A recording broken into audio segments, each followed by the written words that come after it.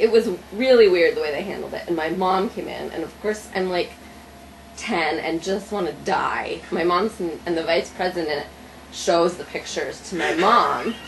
Yeah, I'm glad this is so funny for you. It's like one of the most traumatic memories I have.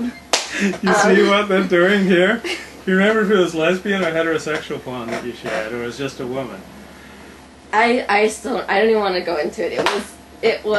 I'll say it was a lot worse than your average Playboy. And they showed it to my mom, and my mom was like, okay, this is bad, we're going to deal with this. And the vice principal kept saying, no, I don't think you've really seen how bad. Did you see this one? Did you see this one?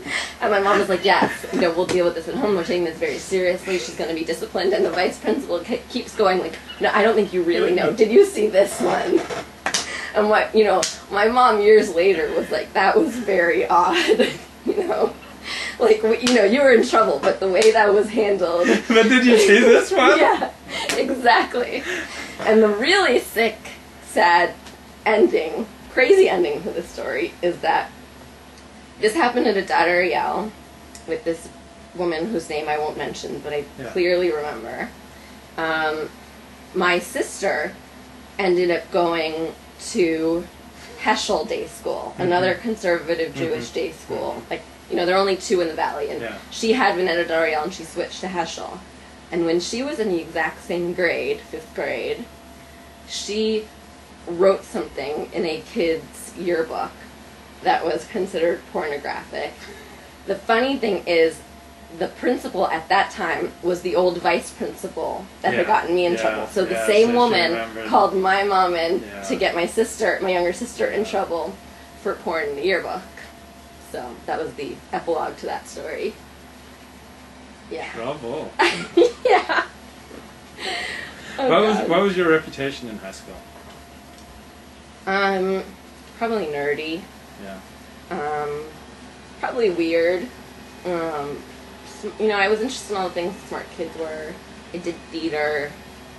I was just interested in like student council and. You were interested in student council. That is weird. Interning for a congressman and my extracurriculars and going to a good college, and I just went to my 10-year high school reunion, actually. And it was so less meaningful than I thought it would be. I thought it would really mean something and be impactful, and it really wasn't. And did you intern for Bill Clinton? I met Bill Clinton, but no, I didn't intern. I interned for Congressman Brad Sherman, still a local congressman around here. He finally got married, didn't he, like in the last year or two? Yeah. I have no comment. Yeah. I mean, but you're pretty safe there. Yes, I felt very safe there. I did. Would you like to have interned for the president? President Clinton? It depends why you're asking that. For the salacious reasons, no. At the time I thought President Clinton was too centrist. Who knew what would happen later on? But. So you're to the left of Clinton. I mean, some people would say that about me. I think I'm open-minded. A lot of other people would say that. But if you were saying that Clinton was too centrist... I'm saying when I was 17 and 18, and I met him. I only met him once, and that's where I was, where my mind was at that time. Did you get the vibe that this was a creep? No, not at all. He's so... Even when he gave you his phone number and said, call me? He said my name wrong, actually, and I corrected him. Did he say tomorrow? Yes, he did. So you're in good company. Me and Bill. Yes, yeah. But he does something that, he's an amazing flirt. Not just sexually flirty, but with men and women, young and old. Yeah. He's, it's that, ineffable charisma that some people have that make you feel warm towards them. He was so good at that. Yeah, it's a dangerous tool, but I try to use it carefully. Well, I'm glad you understand. Yes, you know what I'm talking about. I know how susceptible the youth can be. It's true. You have to be careful with powers like that. Bill Clinton, wow. So, what kind of relationship to Judaism were you raised with? I was raised very conservative. I went to Hebrew school.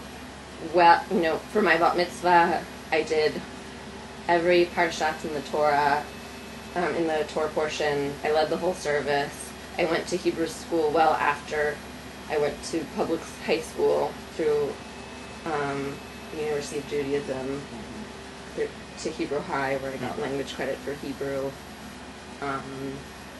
So I was raised, and in a temple that was, I think, as conservative as it can get, to the point of, to the point of not being Orthodox. Yeah. So right up to the line, I think. I went on a birthright trip a few years ago. So I was raised in a pretty traditional Jewish conservative family. My extended family is all Jewish, very serious about the holidays.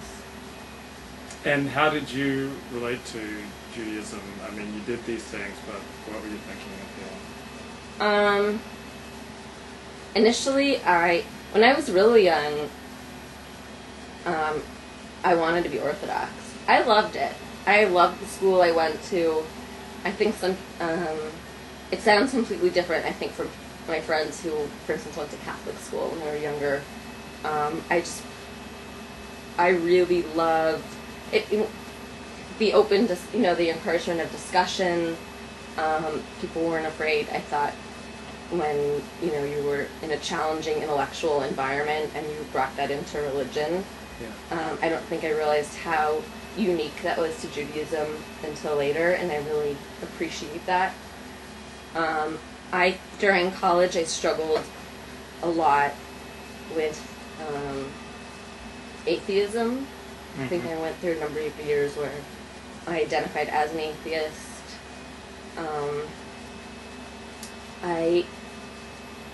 Did you hand out brochures and leaflets to encourage people to come to atheism meetings? I knocked on doors, actually. You knocked on doors Yes. to promote atheism? Exactly. Me and Mormons and Jehovah's Witnesses out there knocking on doors. I can see that. What a kiddish shot. Yes, exactly. I've sort of come full circle with it. It means something different to me now than it did. I'm very wary of organized religion in general, because... You're a principal. Did you see that? I think you realize how serious that was. But did you see this? Did you see what they're doing right here? Can you believe how humiliated and degraded they're here? But I don't think you understand. You're bringing back so many memories right now. Terrifying memories.